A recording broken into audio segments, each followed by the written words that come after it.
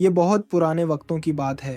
ایک چھوٹے سے گاؤں کی ایک گلی میں دو مزدور دوست رہتے تھے، کریم اور رفیق۔ دونوں کی عمر 30 برس سے کچھ اوپر تھی، چہرے دھوپ میں تپی ہوئی مٹی جیسے سانولے، مگر دل ندیوں کے پانی کی طرح صاف۔ صبح جب مسجد سے فجر کی اذان بلند ہوتی تو یہ دونوں اٹھ کھڑے ہوتے۔ کریم کے ہاتھ میں پھٹا ہوا پرانا لوٹا ہوتا اور رفیق اپنی دھوتی سنبھالتا ہوا اس کے پیچھے چلتا۔ وضو کر کے دونوں مسجد میں نماز ادا کرتے اور پھر سیدھے کھیتوں کی طرف نکل جاتے۔ گاؤں میں ان دونوں کی پہچان صرف ایک تھی، محنت۔ کبھی کسی کے کھیت میں ہل چلاتے، کبھی کنویں سے پانی کھینچتے، کبھی اینٹوں کے بھٹے پر مزدوری کرتے۔ دھوپ میں پسینہ بہتا مگر ان کے چہروں پر کبھی شکن نہ آتی۔ کریم اکثر کہتا، رفیق بھائی، محنت میں ہی برکت ہے، اللہ نے ہاتھ پاؤں سلامت دیے ہیں تو شکایت کیسی؟ رفیق مسکرا کر جواب دیتا، بالکل کریم، ہم چاہے پڑھے لکھے نہیں مگر رزق حلال کماتے ہیں، یہی ہماری اصل دولت ہے۔ دونوں کی زندگی سادہ تھی، کھانے کو سادہ روٹی پیاز اور کبھی کبھار گڑ، پہننے کو موٹا کپڑا دھوتی اور پرانا کرتا، مگر اس سادگی میں بھی ایک سکون تھا۔ نہ وہ دنیا داری کے کھیل سمجھتے تھے، نہ چالاکیاں۔ گاؤں کے بچے اکثر ان کے پاس آتے اور کہتے، چاچا کریم، چاچا رفیق، ہمیں کہانیاں سناؤ۔ کریم رسول اکرم کی محنت اور سادگی کے قصے سناتا اور رفیق ہنستے ہنستے بچوں کو محنت کی قدر بتاتا۔ گاؤں والے ان دونوں کو عزت سے دیکھتے، کیونکہ نہ وہ قرض لیتے نہ دھوکہ دیتے، جو کماتے اسی میں خوش رہتے۔ رات کو جب کام سے تھک کر لوٹتے تو جھونپڑی کے باہر چارپائی پر لیٹ کر آسمان کے تاروں کو دیکھتے۔ ہوا میں ٹھنڈک ہوتی اور تارے جیسے ان کی محنت کے گواہ بنے ہوتے۔ کریم کہتا، رفیق دیکھو کتنے تارے ہیں مگر سب اپنی جگہ قائم ہیں، جیسے کہہ رہے ہوں کہ انسان کو بھی اپنی جگہ ایمانداری سے نبھانی چاہیے۔ رفیق کہتا، سچ کہا بھائی، جو اپنی زمین سے سچا رہتا ہے اس کا آسمان کبھی خالی نہیں ہوتا۔ ان کے پاس نہ دولت تھی نہ زیور، مگر ان کے پاس سکون، دوستی اور اللہ پر بھروسہ تھا۔ مگر انہیں کیا خبر تھی کہ ان کی سادہ زندگی میں جلد ایک نیا امتحان آنے والا ہے۔ ایک دوپہر جب دھوپ زمین کو جلا رہی تھی اور لوگ نیم کے درختوں کے سائے میں آرام کر رہے تھے، گاؤں کی سرحد پر ایک چمکدار بیل گاڑیوں کا قافلہ آیا۔ گاڑیوں پر چمکدار صندوق رکھے تھے، آگے پیچھے دو نوکر اور بیچ میں شہر کا سیٹھ ہری رام بنیا۔ تن پر ریشمی کرتا، سر پر چمکتی پگڑی، گلے میں سونے کی زنجیر، آنکھوں میں چالاکی اور ہونٹوں پر بناوٹی مسکراہٹ۔ جب اس کی گاڑی گاؤں کی مٹی میں داخل ہوئی تو لوگ حیران رہ گئے۔ عورتیں دروازوں سے جھانکنے لگیں، بچے تالیاں بجانے لگے اور بوڑھے کہنے لگے، یہ کون آیا ہے؟ لگتا ہے بڑا سیٹھ ہے۔ کریم اور رفیق بھی کھیت سے لوٹ رہے تھے۔ کریم بولا، بھائی دیکھو تو کیسا چمک دمک والا آدمی ہے۔ رفیق نے مسکرا کر کہا، ہاں مگر دیکھنا، شہر کے لوگ ہمیشہ گاؤں والوں کو اپنی باتوں میں پھنسا لیتے ہیں، ہمیں ہوشیار رہنا ہوگا۔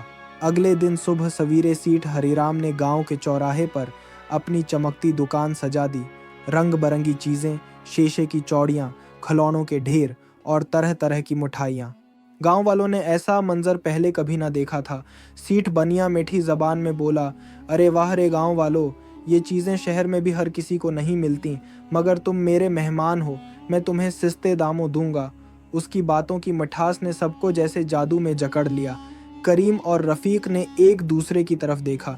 رفیق نے آہستہ کہا، یہ آدمی سیدھا نہیں لگتا، اس کی آنکھوں میں کوئی چال ہے۔ کریم بولا، ہاں مگر گاؤں والے تو اس کی باتوں سے بہک گئے ہیں۔ شام تک پورے گاؤں میں چرچا پھیل گیا، ہری رام بنیا آیا ہے، جادوئی چیزیں لایا ہے۔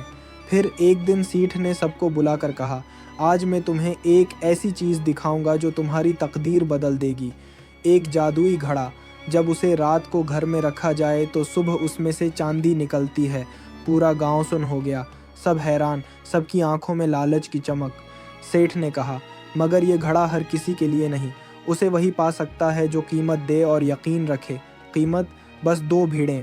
گاؤں والے چپ، مگر کریم اور رفیق کے دل میں امید جاگ اٹھی۔ کریم نے کہا، بھائی اگر یہ سچ ہے تو ہماری قسمت بدل سکتی ہے۔ رفیق نے ہچکچاتے ہوئے کہا، پتہ نہیں، مگر سب مان رہے ہیں، ہم پیچھے رہ گئے تو۔ آخر دونوں نے اپنی دونوں بھیڑیں بیچ دیں اور وہ گھڑا خرید لیا۔ رات کو وہ گھڑا لے کر جھونپڑی میں آئے۔ دونوں کی آنکھوں میں خوشی کے خواب تھے، صبح کا انتظار۔ فجر کی اذان ہوئی، دونوں بھاگ کر گئے، گھڑے کا ڈھکن کھولا، مگر گھڑا خالی، बस मिट्टी की खुशबू, चांदी का नाम वो निशान नहीं। दोनों के चेहरे मुरझा गए। सीठ के पास दौड़े। सीठ ने मसनूई हैरत से कहा, अरे तुमने मुझे बताया ही नहीं कि सोने की मोमबत्ती नहीं जलाई। जादू तो इसी से होता है। गांव वाले कहने लगे, हाँ यही बात होगी। करीम और रफ़ीक उलझ गए। सेठ ने कहा, कोई बड़ी बात नहीं, बस तुम्हारा गोधा दे दो, मोमबत्ती ले जाओ। गरीबों के पास अब कुछ न बचा था, मगर उम्मीद के सहारे वो गुधा भी दे बैठे। रात हुई, मोमबत्ती जलाई, दुआएं मांगे, मगर सुबह घड़ा फिर खाली। अब आंसू थे, शर्मिंदगी थी और गांव वालों के ताने। सब कहने लगे, यही होता है लालच का अंजाम। करीम और रफ़ीक बर्बाद हो गए। भूख, शर्मिंदगी और गर्बत ने उन्हें तोड़ दिया। करीम की बीवी रो रो कर कहती, मयान तुमने सब कुछ इस बुने को दे दिया, अब बच्चों को क्या खिलाऊं। रफ़ीक की बूढ़ी माँ कराहती, बेटा दवा के पैसे भी दे दिए, अब मैं किससे उम्मीद रखूं। अब कोई उनसे मजदूरी भी नहीं लेता था। लोग कहते, ये तो लालच में अपनी अक्ल खो बैठे हैं। रात को जब वो आसमान की तरफ देखते तो वही तारे जो कभी उनकी मेहनत के गवाह थे, अब उनके आंसुओं के साकित तमाशाई बन गए। करीम ने रोते हुए कहा, रफ़ीक भाई हमने क्या गुनाह किया था, हम तो बस अपनी भूख मिटाना चाहते थे। रफ़ीक ने जवाब दिया, गुनाह अमीरी चाहने में नहीं था, गुनाह था बुने की मीठी बातों पर अंधा यकीन करने में। हम भूल गए कि अल्लाह की नामतें मेहनत और सब्र से मिलती हैं, धोखे के घड़ों से नहीं। यूं उनकी सादा मगर ईमानदार ज़िंदगी लालच के एक जाल में फंस कर बर्बाद हो गई। यहाँ हमारी कहानी ख़त्म होती है। अगर ये कहानी आपको पसंद आई तो लाइक और सब्सक्राइब करना न भूलें, ताकि आप हमारे साथ हर कहानी देख सकें। मिलते हैं एक और नई वीडियो के साथ, तब तक के लिए अल्लाह हाफिज़।